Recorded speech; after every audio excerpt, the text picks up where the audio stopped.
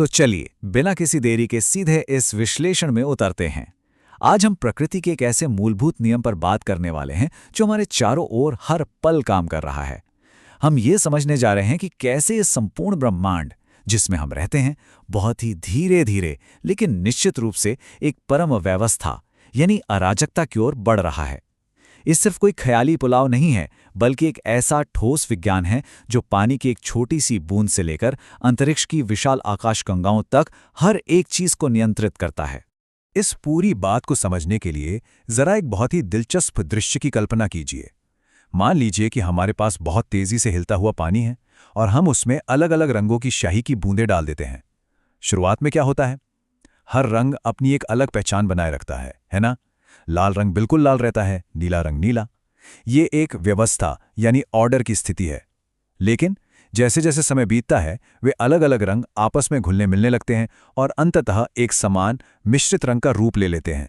रंगों का ये आपस में मिल जाना और पूरी तरह से एक रूप हो जाना वास्तव में हमारे ब्रह्मांड के एक बहुत बड़े और गहरे सच को दर्शाता है कि सब कुछ धीरे धीरे अव्यवस्था की ओर खिंचा चला जा रहा है। स्याही और अव्यवस्था, हमारा प्रारंभिक अवलोकन। अब जब हमने इस बड़े विचार को समझ लिया है तो आइए थोड़ा गहराई में चलते हैं, और ये बहुत ही शानदार तरीके से दर्शाता है कि अदृश्य स्तर पर वास्तव में चल क्या रहा है। जब द्रव में अलग अलग रंग मिलते हैं तो वो कोई जादू नहीं है।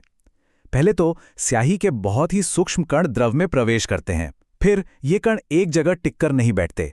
वे लगातार एक दूसरे से बहुत ही तेजी से टकराते हैं और इधर उधर बेतरतीब ढंग से भागते हैं। इन निरंतर अराजक सूक्ष्म टकरावों का ही नतीजा है कि रंग धीरे धीरे पूरी जगह में फैल जाते हैं और अंततः एक समान मिश्रण तैयार हो जाता है। ये सूक्ष्म स्तर की हलचल ही वो असली इंजन है जिस पूरी प्रक्रिया को चला रही है।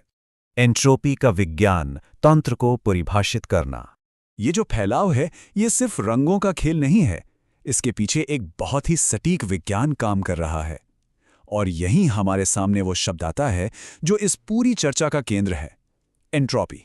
विज्ञान की भाषा में समझें तो एंट्रोपी उस माप को कहते हैं जो किसी भी प्रणाली के भीतर मौजूद अव्यवस्था या अनिश्चितता को दर्शाती है। जब वे अलग अलग रंग एक साथ मिलकर अपनी पहचान खो रहे थे तो हम वास्तव में उस प्रणाली में बढ़ती हुई एंट्रोपी को ही देख रहे थे।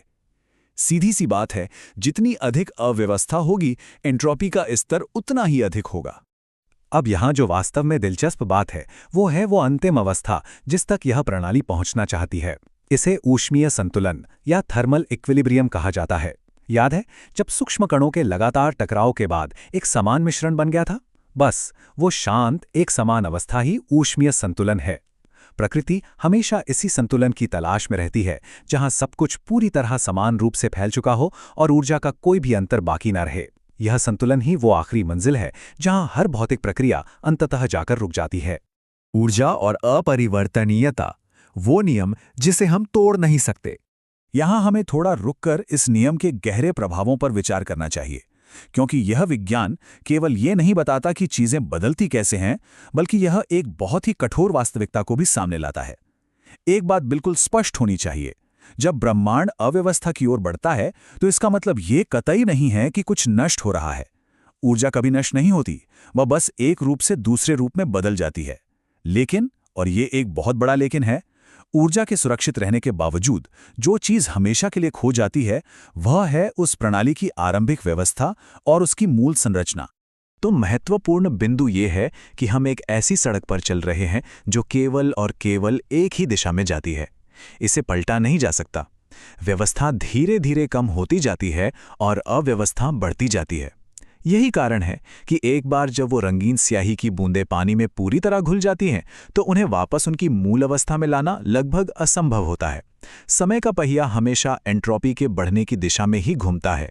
प्रकृति ने जिसे एक बार अव्यवस्थित कर दिया उसे फिर से समेटना नामुमकिन है। ब्रह्मांड का भविष्य सूक्ष्म से व्यापक तक। चलिए आगे बढ़ते हैं और देखते हैं कि ये कैसे विकसित होता है।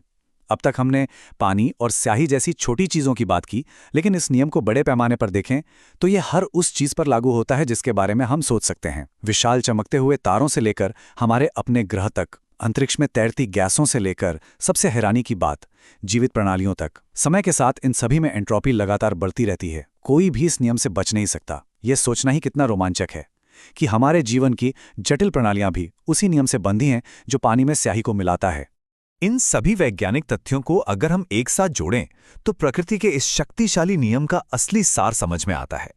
ब्रह्मांड का सारा पदार्थ लगातार एक ऐसी दिशा में यात्रा कर रहा है जो अंततः अधिक संतुलित तो होगी, बिल्कुल उस एक समान रंग के मिश्रण की तरह, लेकिन साथ ही वह अनंत रूप से अधिक अव्यवस्थित और अराजक भी होगी। यही ब्रह्मांड का अंतिम गंतव्य है, एक ऐसा सफर जिसे किसी भी हाल में टाला नहीं जा सकता। और अंत में ये सब हमें एक बहुत ही गहरे विचार पे लाकर छोड़ देता है। यदि विज्ञान हमें इतनी स्पष्टता से बताता है कि हमारा ये पूरा ब्रह्मांड लगातार अव्यवस्था, एंट्रोपी और एक शांत अराजकता की ओर ही बढ़ रहा है, तो इस निरंतर बढ़ती हुई अव्यवस्था के बीच हमारे अस्तित्व का क्या अर्थ है? इस छोटी सी अवधि में हमारे द्वारा बनाई गई व्यवस्था के क्या मायने हैं? ये एक ऐसा सवाल है जो भौतिक विज्ञान की सीमाओं से कहीं आगे जाता है। तो इस विशाल और बदलते हुए ब्रह्मांड में हम कहाँ खड़े हैं, ये सोचने वाली बात है। और इसी विचार के साथ हमारा ये विश्लेषण यहीं समाप्त होता है।